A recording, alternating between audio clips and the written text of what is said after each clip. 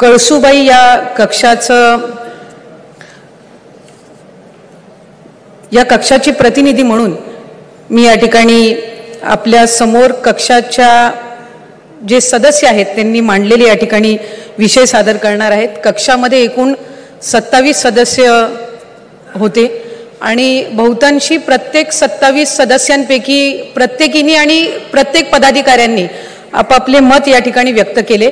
आदरणीय भुजबळ साहेबांचं सुद्धा 10 मिनिटांसाठी आम्हाला मार्गदर्शन उपलब्ध झालं आणि साधारणपणे चर्चा करत असताना जवळपास 2.5-3 तास चर्चासत्र चाललं। त्याच्यामध्ये 20 ते 25 सूचना आल्या। आम्ही सगळे इथे आज मांडणार नाही, पण ज्या काही सूचना किंवा जे काही इथे विनंती पक्षासमोर ठेवत आहोत ती आम्ही साधारणपणे महिला आणि पुरुष पदाधिकाऱ्यांनी एकमताने वोटिंग घेऊन ठरवलेलं आहे।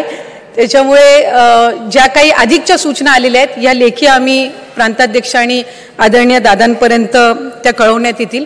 मी सुरुवातीला पक्षाचे आभार मानते की या चिंतन शिबिरामध्ये सहभागी होत असतानाच सर्वांच्या पहिल्यांदाच या भावना आल्या की इतर वेळेसच्या आपल्या शिबिरांच्या तुलनेमध्ये आलेल्या प्रत्येक पदाधिकाऱ्याला सहकार्याला आज या चिंतन शिबिरामध्ये सहभागी होण्याची संधी मिळाली, आपापले मत व्यक्त करण्याची संधी मिळाली आणि आमचा कळसुबाई कक्ष यांना दिलेला विषय जरी महिला समानता आणि सक्षमीकरण असलं तरी आमच्या या कक्षामध्ये पुरुष पदाधिकारींचा सुद्धा समावेश होता। मला वाटतं ज्या पुरोगामी आणि प्रगल्भ विचारांचा प्रगतिशील विचारांचा राष्ट्रवादी काँग्रेस पक्ष नेहमी प्रचार करत असतो तो या शिबिरामध्ये सुद्धा आत्मसात करत असताना आपल्याला पाहायला मिळालं। याचा एक विशेष आनंद आणि अभिमान हा निश्चितपणाने मी कक्षाच्या वतीने या ठिकाणी व्यक्त करीन।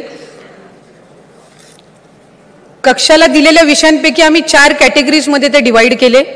पहिली कॅटेगरी संघटन, दुसरी कॅटेगरी सक्षमीकरण, तिसरी कॅटेगरी आरोग्य आणि चौथी कॅटेगरी समानता। आणि यानुसार ज्या काही सूचना आलेल्या आहेत त्या मी आपल्यासमोर मांडत आहे।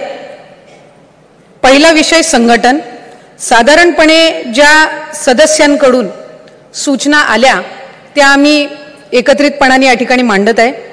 महिला संघटनेला किंवा पक्षाच्या कुठल्याही संघटनेला पूर्ण वर्षाचा कार्यक्रम हा देण्यात यावा आणि त्या पूर्ण वर्षाच्या कार्यक्रमाचं त्या संघटनेचं प्रशिक्षण शिबिर घेण्यात यावं अशा पद्धतीची सूचना ही सदस्यांकडून आली। महिला संघटनेमध्ये काम करत असताना त्याचं वर्गीकरण व्हावं, म्हणजे शहरातल्या संघटनेला शहरातल्या विषयांच्या संदर्भामध्ये मार्गदर्शन मिळावं, प्रशिक्षण मिळावं। वॉर्ड वाईज त्यांचं प्रशिक्षण जर झालं तर कुठल्या कुठल्या शासकीय कार्यालयातून कुठले विषय सोडवण्यात यावे पदाधिकाऱ्यांनी हे त्या निमित्ताने मार्गदर्शन मिळू शकेल। आणि ग्रामीण भागामध्ये ग्रामपंचायत स्तरापासून ते अगदी पंचायत समिती गणापर्यंत जिल्हा परिषदपर्यंत हे वर्गीकरण आणि प्रशिक्षण शिबिर जर आयोजित केलं तर पक्ष संघटनेमध्ये अधिक चांगल्या पद्धतीनं काम करण्याच्या दृष्टिकोनातून त्या ठिकाणी पावलं उचलता येतील। एक सूचना त्या ठिकाणी आली होती ती म्हणजे प्रत्येक पदाधिकाऱ्याला 1000 ते 1500च्या मतदार यादी त्यांना उपलब्ध करून द्यावी। त्या मतदार यादीचं त्या पदाधिकाऱ्यांनी बायफर्केशन करायचं, त्याच्यामध्ये युवक युवती महिला वयोवृद्ध किती याचं बायफर्केशन करून त्यांचे विषय घेऊन त्यांच्यापर्यंत पोहोचणं। जर 1000 आणि 1500चं टार्गेट जर पदाधिकाऱ्यांना दिलं तर ग्राउंड लेवलपर्यंत आपल्या संघटनेचा प्रतिनिधी पोहोचू शकेल अशी एक सूचना त्या निमित्ताने आली। पक्षामध्ये एक थिंक टँक तयार करण्यात यावा जी सूचना माझ्या आधीच्याही वक्त्यांनी या ठिकाणी दिली आणि त्याचबरोबर पक्षाने वक्त्यांची एक टीम तयार करण्यात यावी, म्हणजे पक्षाची जी भूमिका आहे किंवा पक्षाचे पुढच्या कालावधीमध्ये जे कार्यक्रम आहेत ते वक्त्यांच्या टीमच्या माध्यमातून त्या जिल्ह्याच्या पदाधिकाऱ्यांपर्यंत पोहोचवण्यात येतील।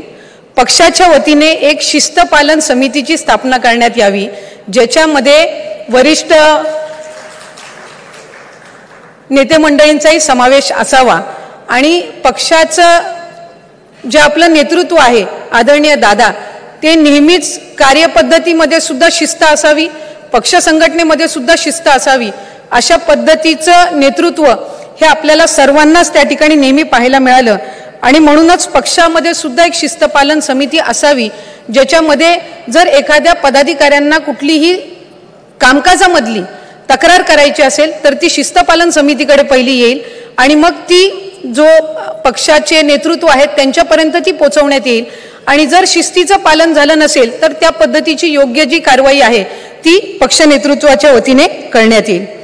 यामध्ये सक्षमीकरणामध्ये एक सूचना आली होती, ती म्हणजे ज्या वेळेला आपण पुढच्या निवडणुकीचा जाहीरनामा देऊ, स्थानिक स्वराज्य संस्थांचा असेल, महानगरपालिकेचा असेल, त्यावेळेला त्याच्यामध्ये बालकांच्यासाठी आपल्याला काय बाबी करायच्यात किंवा आपल्या राज्याची जी भविष्यातली पिढी आहे याच्यासाठी पक्षाचं धोरण काय आहे याच्या संदर्भातली भूमिका ही आपल्या जाहीरनाम्यामध्ये मांडण्यात यावी। त्याचबरोबर 8वी पासून 8वी 9वी 10वी 11वी 12वी हा जो वयोगट आहे या विद्यार्थ्यांपर्यंत आपण अधिकाधिक पोहोचण्याचा प्रयत्न करावा, कारण 5 वर्षानंतर हीच पिढी ही मतदानासाठी तयार होणारी असते। त्याच्यामुळे आज जर आपण त्यांच्यापर्यंत पोहोचू तर त्या 5 वर्षाच्या कार्यकाळामध्ये ते आपल्यासोबत जुळले जातील आणि मग 2029 मध्ये ते आपल्याला कदाचित आपले मतदार म्हणून त्या ठिकाणी पाहायला मिळतील। ही एक सूचना ही संघटनेच्या याच्यामध्ये आपल्याला प्राप्त झालेली होती। घरगुती हिंसाचारामध्ये महिला संघटनेच्या वतीने प्रत्येक तालुक्यामध्ये 2 पदाधिकारी नेमल्या जाव्यात। ज्या ज्या वेळेला घरगुती हिंसाचाराच्या बातम्या त्या त्या तालुक्यातल्या येतील त्यावेळेला या 2 महिला पदाधिकाऱ्यांनी त्या पीडितेपर्यंत पोचायचं, तिच्या घरच्यांपर्यंत पोचायचं, त्यांची जी काही तक्रार आहे त्यांनी त्या परिवाराला पोलिसांकडे घेऊन जाऊन त्या पीडितेला न्याय मिळेल यासाठी स्वतंत्र झोन तालुकास्तरीय जर महिलांची नेमणुका झाल्या तर या ज्या काही घरगुती हिंसाचाराच्या किंवा मुलींवर अत्याचाराच्या घटना घडतात त्याच्यामध्ये राष्ट्रवादी काँग्रेस पक्षाच्या महिला या त्यांना न्याय देण्याच्या दृष्टिकोनातून ग्राउंड लेवलपर्यंत काम करतायत असा एक मेसेज त्या निमित्ताने आपल्याला देता येईल, या संदर्भातली एक सूचना आली होती। त्याचबरोबर कामगार कल्याण विभागात स्थलांतरित कामगार मजुरांच्या व्याख्येत महिलांसाठी असणाऱ्या तरतुदींचा उल्लेख हा अपुरा आहे। जर महिला संघटनेच्या वतीने जिथे जिथे स्थलांतरित कामगारांची संख्या जास्ती आहे तिथे महिला संघटनेच्या वतीने जर या महिला कामगारांपर्यंत पोहोचले आणि त्यांचे निवेदन हे संघटनेच्या माध्यमातून दादांपर्यंत पोहोचावे आणि मग या विभागाअंतर्गत दादांच्या माध्यमातून निर्णय व्हावा, म्हणजे आपला पक्ष या स्थलांतरित महिला कामगारांसाठी कार्यरत आहे आणि आपल्या माध्यमातून हे काम झालेलं आहे असं आपल्याला त्यांच्या पुढे नेता येईल। सार्वजनिक ठिकाणी शौचालय आणि आरोग्याच्या संबंधितल्या काही सूचना आलेल्या आहेत। लाडकी बहीण योजना आणि पिंक रिक्षा योजना ज्या वेळेला सुरू झाली त्यावेळेला सगळीकडेच ती दादांच्या नावाने आज ओळखली जाते आणि त्याचा आपल्याला निवडणुकीमध्ये सुद्धा आणि संघटने बांधणीमध्ये सुद्धा किती फायदा झालेला आहे हे आपण सगळ्यांनीच बघितलेलं आहे। पण त्याचबरोबर सार्वजनिक ठिकाणी महिलांसाठी शौचालय असणं ही सुद्धा तितकीच ज्वलंत बाब आहे आणि एक लोकप्रतिनिधी म्हणून किंवा महिला पदाधिकारी म्हणून साधारणपणे आपल्याला प्रत्येकालाच त्या एका अडचणीचा जवळून अनुभव आहे। ही जी सूचना आहे ती जे पुरुष प्रतिनिधी आमच्या कक्षामध्ये होते त्यांच्याकडून विशेष तर आलेली आहे, याचाही मी आवर्जून या ठिकाणी उल्लेख करीन की जशी लाडकी बहीण योजना आणि पिंक रिक्षा योजना आली तशाच पद्धतीनं महिलांसाठी ई पिंक किंवा पिंक टॉयलेट्स हे शासनाच्या वतीने त्या ठिकाणी उपलब्ध करून देण्यात यावे, जेणेकरून सार्वजनिक ठिकाणी महिलांसाठी शौचालयाची होणारी अडचण ही त्यानिमित्ताने दूर होऊ शकेल। महिला समानतेच्या दृष्टिकोनातून स्थानिक तालुकास्तरीय, जिल्हास्तरीय, राज्यस्तरीय जे महामंडळ आहेत त्याच्यामध्ये महिलांना समान संधी मिळावी अशी महिलांच्या वतीने एक आग्रहाची मागणी त्यानिमित्ताने होती। त्याचबरोबर जिल्हा नियोजनमध्ये ज्या आपल्या तालुक्यातील किंवा जिल्ह्यातील महिला अध्यक्ष आहेत, पदाधिकारी आहेत, यांच्या शिफारसीने सुद्धा त्यांच्या परिसरामध्ये विकास कामे ही देण्यात यावी अशाही पद्धतीची सूचना ही त्यानिमित्ताने होती। पुढच्या कालावधीमध्ये महिला संघटनेच्या वतीने महिलांसाठी विशेष आरोग्य शिबिर आयोजित करण्यात यावे, म्हणजे राष्ट्रवादी काँग्रेस पक्षाच्या महिला संघटनेच्या वतीने आरोग्य शिबिर अधिकाधिक महिलांसाठी आयोजित होणे आणि त्याच्यामध्ये आरोग्य विभागाच्या ज्या वेगवेगळ्या योजना आहेत महिलांसाठी किंवा आरोग्याशी निगडीत त्याचंही मार्गदर्शन या शिबिराच्या माध्यमातून व्हावे अशी एक सूचना ही त्या ठिकाणी काही सदस्यांनी मांडली होती। 2 ऑक्टोबर ते 31 ऑक्टोबर महात्मा गांधीजींची जयंती 2 ऑक्टोबर रोजी, 31 ऑक्टोबर रोजी सरदार वल्लभभाई पटेल यांची जयंती।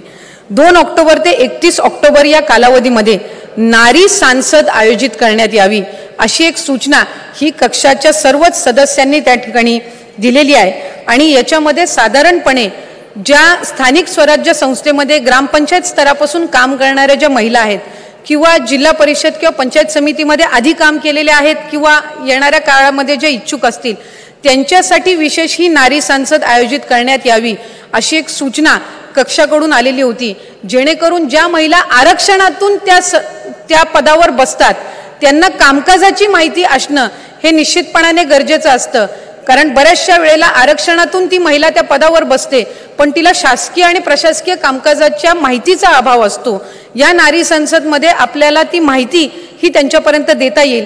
त्याचबरोबर जशी मॉक पार्लमेंट आयोजित केली जाते, मग एक सत्ताधिकारी पक्ष आणि एक विरोधी पक्ष आणि मग त्यांच्यामध्ये एक हेल्दी आर्ग्युमेंट होत असते, अशा पद्धतीचे सत्र हे या नारी संसदच्या माध्यमातून त्या ठिकाणी आयोजित करण्यात यावे अशा पद्धतीची सूचना ही या कक्षाच्या वतीने आलेली होती।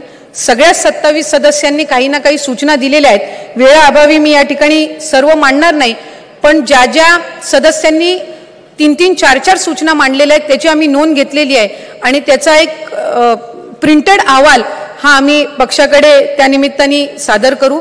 मी पुन्हा एकदा आपल्या सगळ्यांचेच आभार मानत असताना फक्त एक माझी विनंती राहील की पुढच्या वेळेला शिबिर आयोजित करत असताना शिबिर संपल्यानंतरचा 1 किंवा 2 तास हे आपण सेल्फीज किंवा फोटोग्राफ्ससाठी द्यावे। कारण शिबिर चालू असताना जर सगळीच मंडळी सेल्फीज आणि फोटोग्राफ्स काढण्यामध्ये व्यस्त झाली तर कुठे ना कुठेतरी शिबिर चालू असताना आपल्याला सगळ्यांना सुद्धा डिस्टर्ब होतं आणि मग एकाने फोटो काढला की सगळीच जण त्या ठिकाणी त्या नेत्याच्या मागे असतात आणि मग कुठे ना कुठेतरी त्या शिबिराचं सिरियसनेस हे त्या ठिकाणी मागे पडत असतं। त्याच्यामुळे पुढच्या वेळेला आपण शिबिर आयोजित करत असताना स्वतंत्र वेळ जर त्यासाठी ठेवला तर कार्यकर्त्यांना सुद्धा एक इच्छा असते की आपल्या नेत्यासोबत आपण फोटो काढावा, पण त्याचबरोबर एकंदरीत आपल्या कामकाजामध्ये त्याच्यामुळे कुठं विलंब होणार नाही ही सुद्धा दक्षता त्या निमित्ताने आपल्याला घेता येईल। मी पुन्हा एकदा आदरणीय दादांचे, तटकरे साहेबांचे, प्रफुल्लभाईंचे, सर्वच सन्मान्य नेते मंडळींचे आणि आयोजकांचे आभार मानते की हे शिबिर आपण आयोजित केलं। त्याचबरोबर कक्षामध्ये सहभागी झालेल्या माझ्या सर्वच सहकारी भगिनींचे आणि बंधूंचे या निमित्ताने आभार मानते की त्यांनी अतिशय उत्कृष्टरित्या न भांडता न आर्ग्युमेंट करता या सत्रामध्ये सहभाग घेतला आणि कुठेही खुर्च्या आढळण्याचा। यानंतर मी आमंत्रित करते माननीय श्री नरहरी झिरवाळ यांना, सन्माननीय मंत्री अन्न व औषध प्रशासन महाराष्ट्र राज्य।